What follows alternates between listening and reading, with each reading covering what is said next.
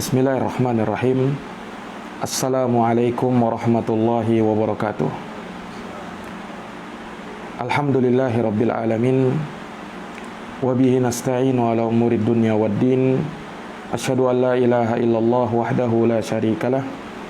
Wa asyhadu anna Muhammadan abduhu wa rasuluh. Sallallahu alaihi wa ala alihi wa sahbihi wa man tabi'ahum bi ihsanin ila yaumiddin.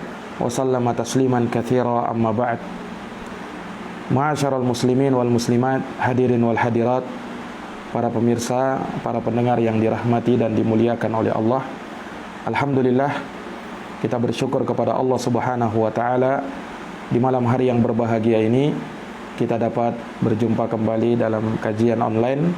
Dan seperti biasa setiap Sabtu atau Jumat malam kita mengkaji pembahasan dari kitab An-Nikah wa Talaq dari Al-Fiqhul Muyassar yang dikarang oleh sejumlah para ulama.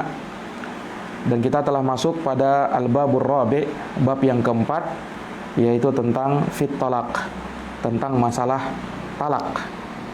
Nah, dan ini berbeda dengan pembahasan sebelumnya.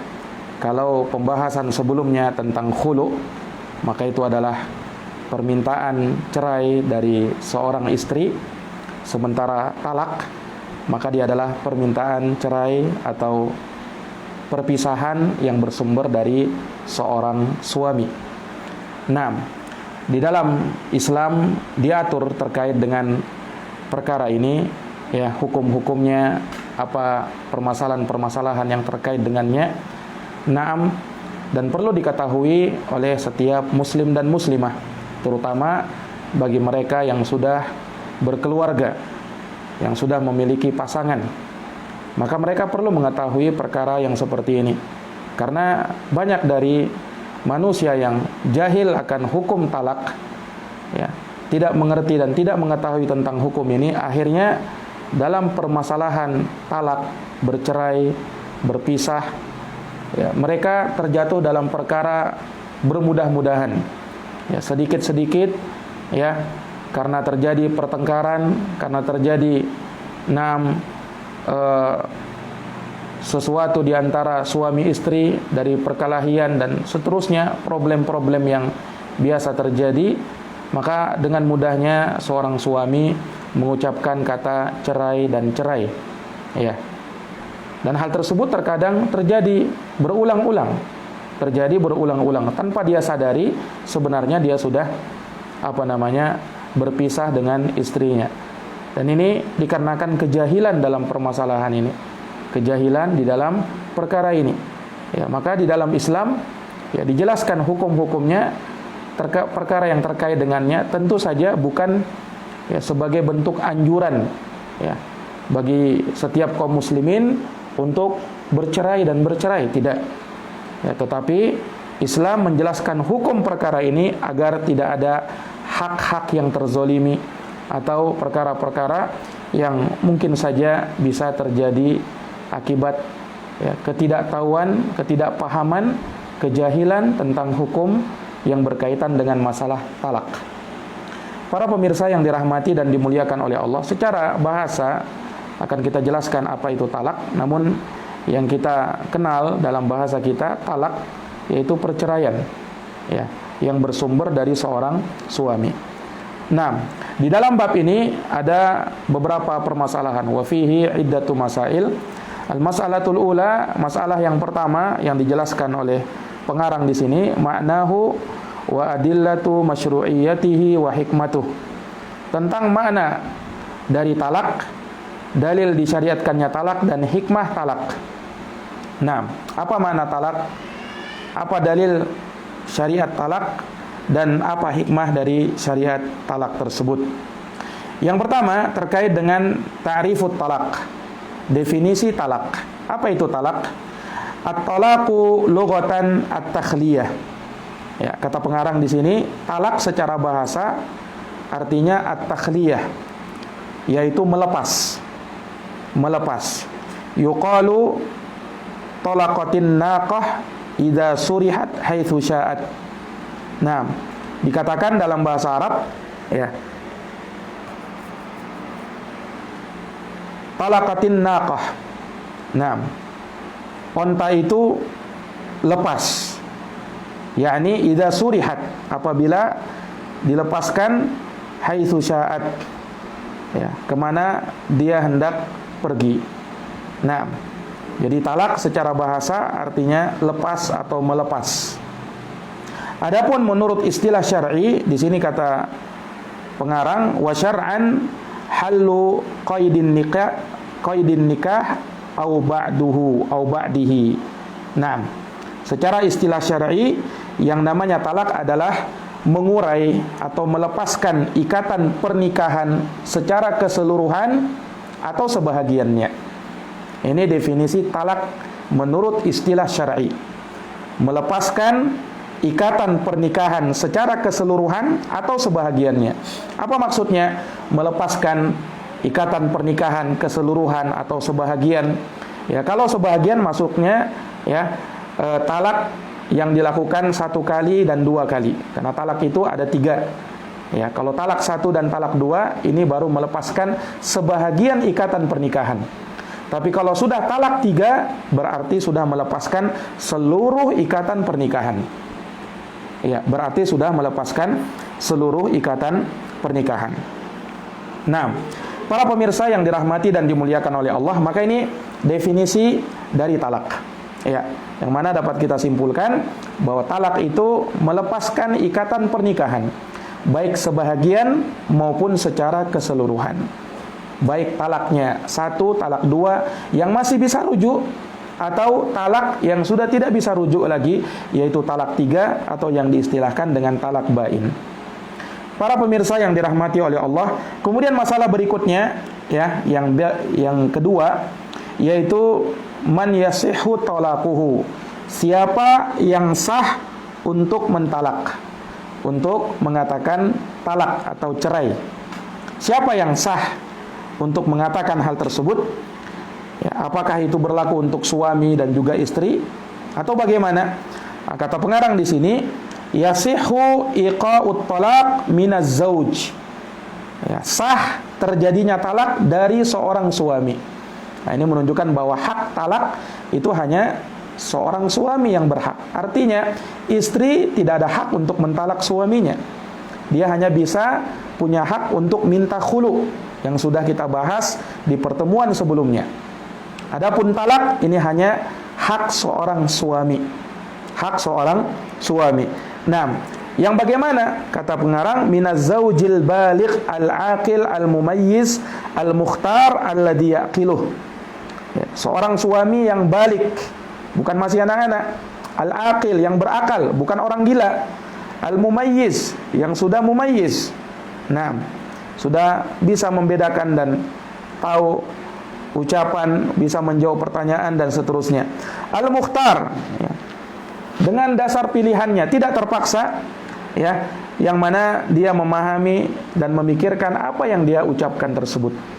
Ya, maka terhadap kriteria yang seperti ini dari seorang suami yang balik, berakal, mumayyiz, tanpa dipaksa, dan dia memahami ucapannya, maka sah talak jatuh dari orang yang seperti ini. Au min wakilihi, atau mungkin bukan dari dia langsung, tapi dari wakilnya. Ya, misalnya dia mengutus seseorang sebagai wakilnya dia untuk mentalak istrinya, dan itu boleh. Nah, seorang misalnya berada di sebuah tempat, kemudian dia utus wakilnya, tolong ya beritahukan kepada istri saya bahwa istri saya talak. Nah, ketika sudah disampaikan oleh wakilnya tersebut, maka sah jatuh talak kepada istrinya. 6. Fala yaqa'u talaqun ghairu zauj. Ya. Maka tidak mungkin terjadi talak ya terhadap selain suami, yakni istri tidak mungkin bisa mentalak suaminya. Wala sobi, tidak pula kalau dia masih anak-anak. Ya. Seorang suami tapi masih anak-anak, tidak bisa. Walal majnun, tidak pula dari orang gila. Walas sakran, tidak pula dari orang yang mabuk. Ya, orang yang mabuk, walaupun memang ada ikhtilaf ulama, sebagian ulama seperti Imam Ahmad mengatakan jatuh talak, walaupun dia mabuk, kalau dia mabuk tersebut dengan pilihannya. Tapi di sini pengarang memilih pendapat bahwa orang yang mabuk, ya, kalau dia mengucapkan kata talak sementara dia sedang mabuk, itu tidak jatuh talak, tidak jatuh talak. Walal mukrah, demikian pula orang yang dipaksa, ya, maka tidak jatuh talak kepada istrinya kalau dia melakukannya dengan terpaksa. Walal ghadban ghadaban syadidan la yadri ma'ahu ma yaqul. Tidak pula terjadi talak itu dari kemarahan yang mana, ya, kemarahan yang sangat besar, ya, yang membuat ia tidak tahu apalagi yang dia ucapkan. Nah, kalau sekedar marah biasa kemudian mengucapkan talak dalam keadaan dia sadar apa yang dia ucapkan, maka jatuh talak. Ya, karena pada dasarnya talak itu tidak mungkin terjadi pada orang yang mungkin hanya, ya, bersenda gurau atau tidak marah. Tentunya orang mentalak istrinya dalam keadaan emosi, marah. Jadi kalau marah yang biasa kemudian dia talak, itu jatuh talak. Marah yang menyebabkan tidak jatuh talak kalau misalnya dia marah dengan sangat marah sampai ucapannya tidak lagi dia sadari, tidak terkontrol. Nah, yang seperti inilah, talak yang seperti inilah, kalau dalam kondisi seperti itu tidak jatuh. Kalau dalam kondisi seperti itu tidak jatuh. Makanya di dalam hadis Nabi bersabda, la talaqa fi ighlaq. Tidak ada talak kalau dalam keadaan tertutup, ya. Tertutup apanya? Dijelaskan oleh para ulama, maksudnya tertutup hatinya, tertutup akalnya, sehingga dia tidak lagi memahami apa yang dia ucapkan. Kalimatnya sudah tidak terkontrol. Karena demikian keadaan pada sebagian orang yang marah. Terkadang ucapannya ngelantur, ucapannya ngaur, ya, tidak sadar dengan apa yang dia ucapkan. Nah, yang seperti ini tidaklah jatuh talak pada istrinya. Baik, itu hal yang kedua terkait dengan siapa yang berhak dan sah untuk menjatuhkan talak. Ya, kesimpulannya yang berhak adalah seorang suami dengan kriteria dia sudah balik, dia berakal, dia mumayyiz, dan dia tidak terpaksa, dalam keadaan bisa memilih dan paham dengan apa yang dia ucapkan. Nah, kemudian masalah yang berikutnya dari permasalahan pertama, yakni perkara yang ketiga tentang masyru'iyatut talak, syariat talak, tentang syariat talak. Ya, mana syariat talak ini? Kata pengarang, al-aslu fi zawaj istimrarul hayati zawjiyah baina zawjain. Yang menjadi asal dalam permasalahan pernikahan adalah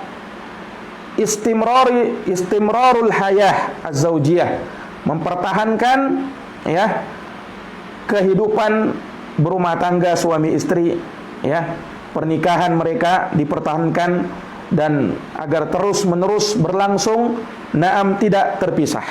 Ini asalnya seperti itu. Yakni, ya, seseorang ketika menikah tentunya dia berharap dengan pernikahan tersebut bukan pernikahan yang hanya sementara, tapi pernikahan, ya, yang dia inginkan, yang dia maksudkan bertahan, ya.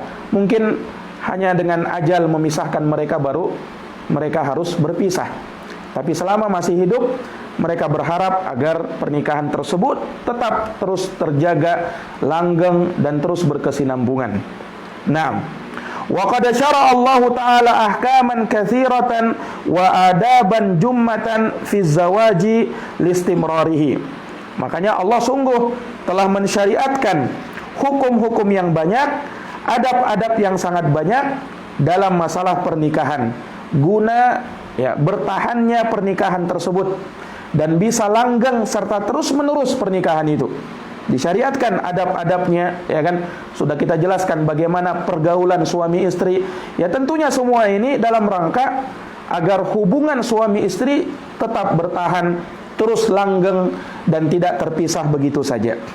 Wadomanu baqaihi, dan jaminan, ya, kelanggengan kehidupan suami istri. Illa anna hadhil adab qad la takunu mar'iyah.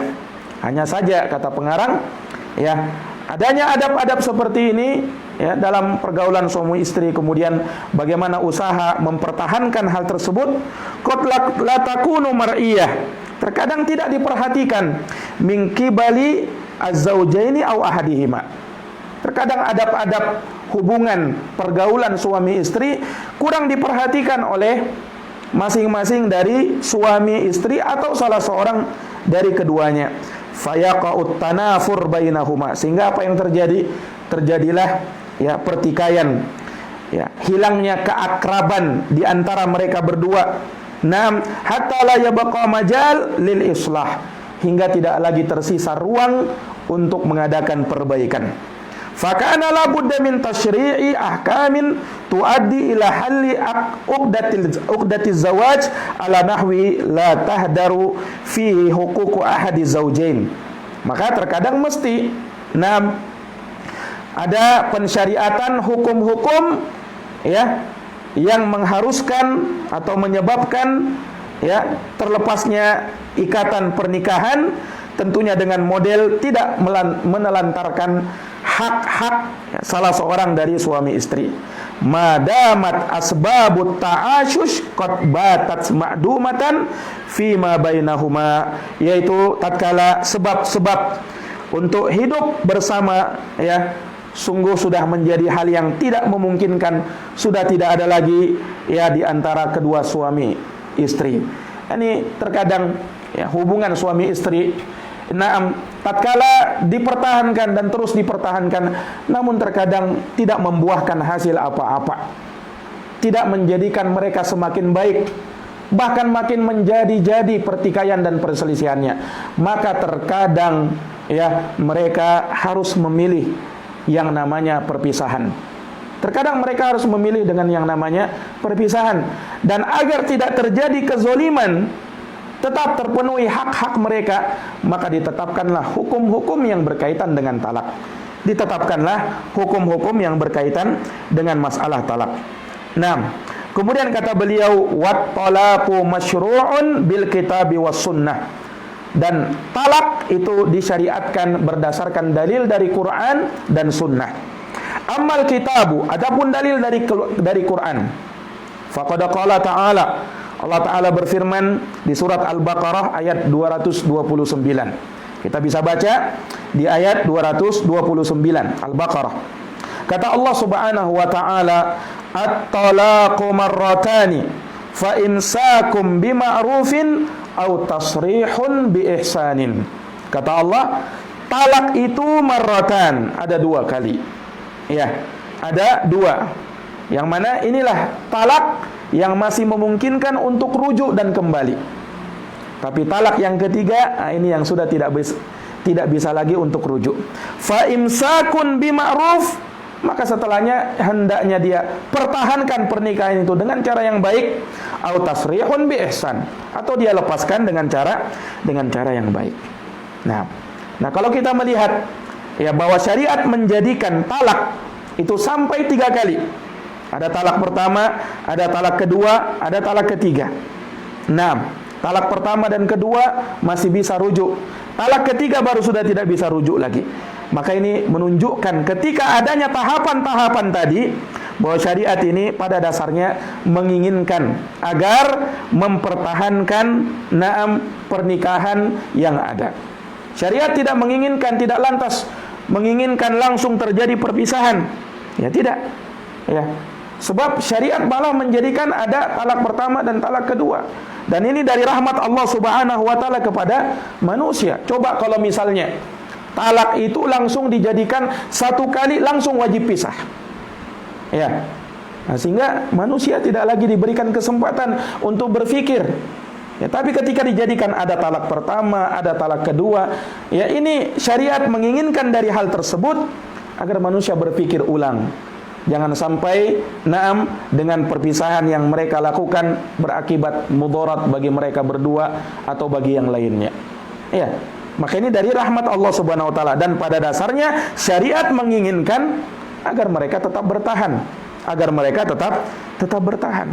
Ya, makanya dari hikmah syariat, kalau misalnya seorang suami mentalak istrinya, dia talak pertama, talak kedua, maka suami tidak berhak dan tidak boleh untuk menyuruh istrinya keluar dari rumah. Tidak diperbolehkan. Dan istri pun tidak berhak untuk keluar dari rumah itu. Kenapa? Ya karena ketika mereka masih berada di dalam rumah, kemudian masih bertemu antara satu dengan yang lainnya, masih memungkinkan terjadi rujuk di antara mereka. Beda ketika mereka langsung harus berpisah, baru talak satu, maka istrinya langsung minggat dari rumah atau pulang kampung misalnya. Sehingga yang seperti ini terkadang tidak membuahkan kesepakatan atau perdamaian untuk berikutnya terhadap mereka berdua. Tapi ketika masih berada di satu rumah, masih memungkinkan mereka rujuk dan memperbaiki hal tersebut. Dan bisa jadi ya hanya emosi yang mungkin sesaat, namun mereda dengan beriringnya atau dengan berlalunya waktu, hari dan seterusnya. Terkadang seperti itu. Makanya Allah menjadikan kesempatan talak 1 dan 2 boleh rujuk. Ya, adapun talak yang ketiga maka sudah tidak boleh lagi seseorang suami untuk merujuk istrinya karena sudah sah perceraian. Mereka tidak boleh lagi untuk kembali bersatu kecuali sampai sang istri menikah dengan orang lain lalu bercerai, baru setelahnya bisa menikah kembali dengan mahar yang baru. Tapi kalau langsung menikah lagi tidak diizinkan di dalam syariat. Ini konsekuensinya. Ini para pemirsa yang dirahmati dan dimuliakan oleh Allah. Itu dalil yang pertama tentang syariat talak. Kemudian dalil yang kedua, wa qala azza wa jal, dalam surat At-Talaq ayat yang pertama. Dan ini menunjukkan betapa perhatian syariat dengan yang namanya talak. Sampai Allah menamakan satu surat di dalam Al-Quran namanya surat At-Talaq. Nah, ini menunjukkan betapa perhatiannya syariat di dalam permasalahan ini. Allah berfirman, ya ayuhan nabi, wahai nabi, idza talaqtumun nisaa, apabila kamu mentalak istri-istrimu, fatalliquhunna liiddatihin, maka talaklah mereka pada waktu yang dituntunkan. yakni di waktu mereka bisa menghadapi iddahnya yang wajar. Di waktu mereka bisa menghadapi iddahnya yang wajar. Yang menunjukkan bahwa ada ketentuan-ketentuan talak itu. Nah, inilah yang kita pelajari hukum-hukumnya. Tidak sembarangan. Ya, tidak terjadi begitu saja tanpa ada konsekuensi, tanpa ada hukum-hukum yang terkandung di dalamnya, tidak. Ya, ada permasalahan-permasalahan yang mesti kita pahami. Baik, ini dalil dalam Al-Qur'an. Adapun dalam sunnah, wa fis sunnati, adapun di dalam sunnah, hadits Ibnu Umar radhiyallahu anhuma, yaitu hadisnya Abdullah bin Umar, semoga Allah meridhai keduanya, annahu talaqa imra'atah, bahwa Abdullah bin Umar pernah mentalak istrinya. Ya, pernah mentalak istrinya, wa hiya haidun, sementara istrinya sedang haid. Ditalak oleh Ibnu Umar. Faqala Nabi SAW li Umar, maka Nabi SAW pun berkata kepada ayahnya, yaitu Umar bin Khattab. Kata beliau, liyuraji'ha, hendaknya Abdullah ibnu Umar merujuk istrinya. Fa'idha tahurat, apabila dia suci, fa in syaa falyutalliqha, kalau dia mau maka silahkan dia talak ketika dia suci. Nah, ini menunjukkan bahwa kalau talak sementara istri sedang haid itu tidak boleh. Nanti akan datang hukumnya, talak itu bisa menjadi haram, bisa menjadi bid'ah, ya, manakala dilakukan tidak sesuai dengan waktu dan ketentuannya. Nah, makanya di dalam hadits ini ketika Abdullah bin Umar mentalak istrinya padahal istrinya sedang haid, maka ditegur oleh Nabi, hendaknya dia rujuk, tidak boleh talak seperti itu. Nah, kalau istrinya sudah suci, baru kalau mau dia talak, silahkan talak. Kalau mau dia pertahankan, maka dia pertahankan. Nah, ya, hadis tadi diriwayatkan oleh Bukhari dan Muslim, muttafaqun alaih. Nah, kemudian kata beliau, wa ajma'a ulama'ul ummati ala jawazit talaq wa masyru'iyatihi. Dan sepakat ulama umat akan bolehnya talak dan disyariatkannya talak tersebut. Dinukil kesepakatan ini oleh Al-Imam Ibnu Qudamah rahimahullahu ta'ala dan selainnya dari kalangan para ulama kaum muslimin. Maka talak itu ada dalilnya menurut Al-Quran, sunnah dan ijma' para ulama. Nah, mungkin kita bertanya-tanya, bagaimana ada satu hadis yang mengatakan abghadul halali ilallahi ta'ala at-talaq. Kata Nabi, dikatakan katanya bahwa perkara halal yang paling dibenci oleh Allah adalah talak. Ada hadis katanya seperti itu. Perkara halal yang paling dibenci oleh Allah adalah talak. Maka kita katakan hadis ini dhaif. Hadis ini lemah. Dilemahkan oleh salah seorang ulama dari madhab Syafi'i, yaitu Al-Imam Al-Baihaqi rahimahullah, dan juga dilemahkan oleh muhaddithul asr, ahli hadis abad ini, yaitu Syekh Al-Albani rahimahullah ta'ala. Tidak benar hadis ini mengatakan bahwa perkara halal yang paling dibenci oleh Allah adalah talak. Ini hadisnya lemah, hadisnya dhaif, tidak bisa dijadikan hujjah. Walaupun tentu saja seseorang dengan adanya syariat talak, sekali lagi, tidak menjadikan ia bermudah-mudahan dalam urusan talak. Sedikit-sedikit suaminya keluarkan kata talak, kamu saya cerai, sedikit-sedikit bercerai, ucapan-ucapan tersebut berulang-ulang, tidak menjadikan orang bermudah-mudahan di dalam perkara tersebut. Nah, ini para pemirsa yang dirahmati dan dimuliakan oleh Allah Subhanahu wa taala. Baik. Kemudian permasalahan berikutnya, perkara berikutnya, hikmatu masyru'iyatihi. Hikmah disyariatkannya talak. Apa hikmah syariat talak ini? Kata pengarang, syuri'at talaqu li'anna fihi halan lil muskilat. Ya.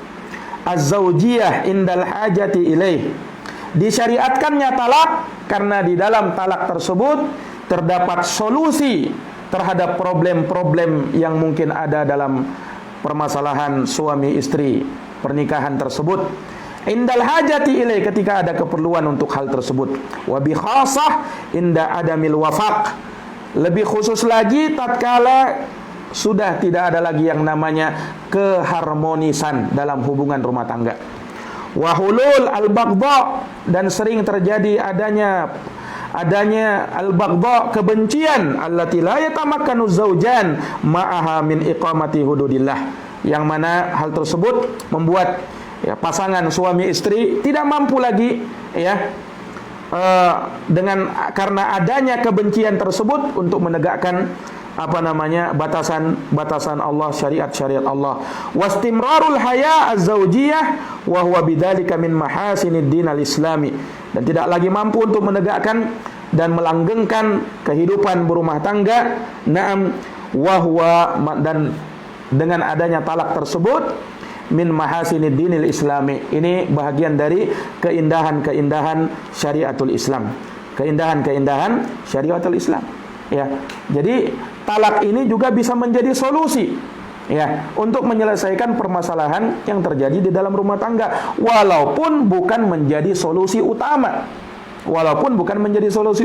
Tapi terkadang bisa menjadi solusi, karena tidak semua permasalahan itu selalu dengan mempertahankan pernikahan, mempertahankan rumah tangga. Naam, ini tentunya manakala masih memungkinkan. Namun terkadang ketika sudah tidak lagi memungkinkan untuk mempertahankan yang namanya pernikahan, tidak ada solusi lain kecuali harus berpisah. Dikarenakan kalau mereka pertahankan misalnya akan membawa mafsadat yang banyak dan lebih besar lagi. Terkadang seperti itu. Nah, mungkin kalau hanya permasalahan-permasalahan biasa, tentunya seseorang dituntut untuk mempertahankan. Tetapi kalau sudah masalahnya besar, dan tidaklah mereka kalau mempertahankan pernikahannya kecuali semakin membuat bermunculan masalah-masalah yang lain, bermudarat bagi mereka berdua atau salah seorang dari mereka, maka ini terkadang menuntut harus berpisah. Menuntut harus terjadinya perceraian.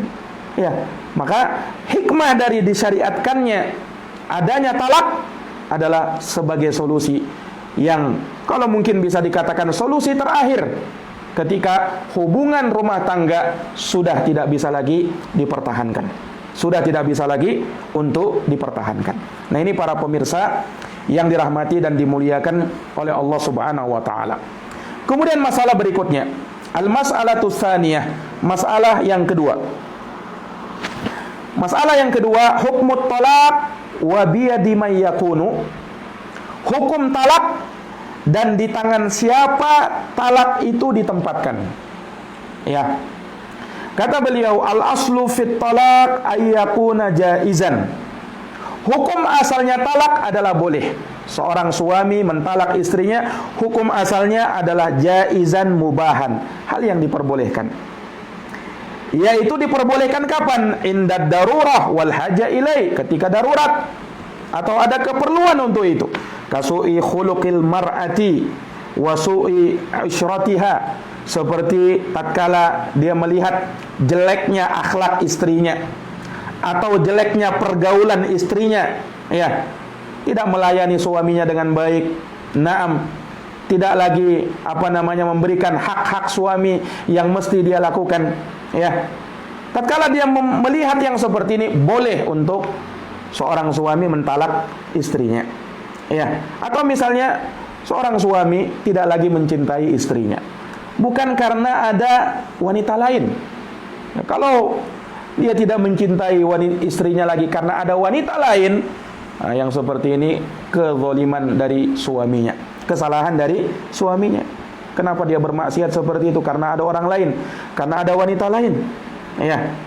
Nah, tapi kalau memang, ya, hal tersebut muncul, tidak ada lagi kasih sayang, tidak ada lagi cinta kepada istrinya, ya, maka terkadang yang seperti ini, ya, menuntut dia untuk berpisah dan diperbolehkan dia untuk mentalak istrinya karena hal tersebut. Walaupun kalau dia memilih untuk bersabar, tentu itu yang lebih baik.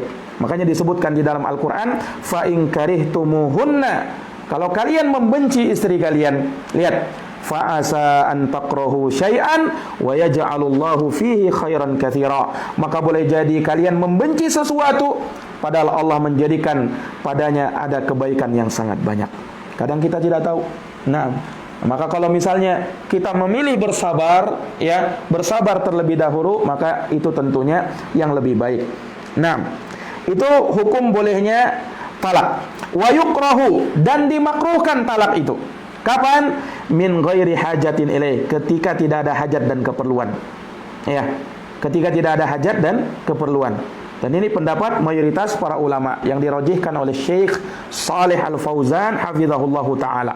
Ya, bahwasanya hukumnya makruh kalau tidak ada hajat. Nah, sebagian ulama bahkan mengatakan kalau tidak ada hajat, tidak ada sebab, langsung mentalak istri, haram hukumnya. Nah, ini mazhabnya Abu Hanifah. Tapi mayoritas ulama memakruhkan saja. Nah, kenapa dimakruhkan? Li izalatihin nikah al-mustamil 'alal masalih al-mandub ilaiha min i'fafi nafsih wa talabin nasal wa ghairi dzalik. Dimakruhkan karena dengan adanya talak menghilangkan yang namanya pernikahan yang mengandung kemaslahatan yang dianjurkan. Seperti apa? Yaitu menjaga kehormatan diri, ya kan, dengan seseorang menikah, menjaga kehormatan dirinya. Nah, demikian pula tuntutan keturunan dan lain sebagainya. Nah, maka talak bisa makruh hukumnya kalau, ya, dilakukan tanpa ada sebab yang mengharuskan atau hajat keperluan untuk hal tersebut. Nah, dan talak bisa menjadi haram hukumnya. Kata beliau, wa yahrumut talaqu fi ba'dil ahwal. Dan talak bisa menjadi haram hukumnya pada sebagian keadaan. Ya, kama sayati bayanu fil kalami ala talaqil bid'i. Sebagaimana nanti akan datang penjelasannya ketika membicarakan tentang hukum talak bid'ah. Nah, ada permasalahan talak bid'ah yang diharamkan. Bagaimana itu? Insyaallah akan datang pembahasannya. Wa qad yakunu wajiban. Terkadang talak itu menjadi wajib ala syakhs, atas seseorang suami kepada istrinya. Loh, talak menjadi wajib. Bagaimana itu? Kama law alima bi fujuri zaujati wa tabayyana zinaha.